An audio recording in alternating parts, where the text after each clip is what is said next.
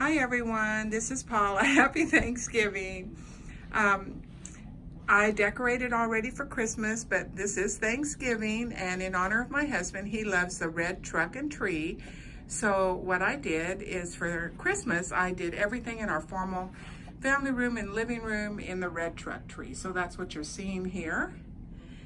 And we have stuffing and green beans and I don't know what all I cooked. But there's a lot of food here.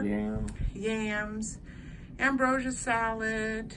Seems like something's missing, but anyways, I love you guys. I hope you're all having a wonderful, wonderful Thanksgiving, and we'll talk to you all real soon. Bye-bye.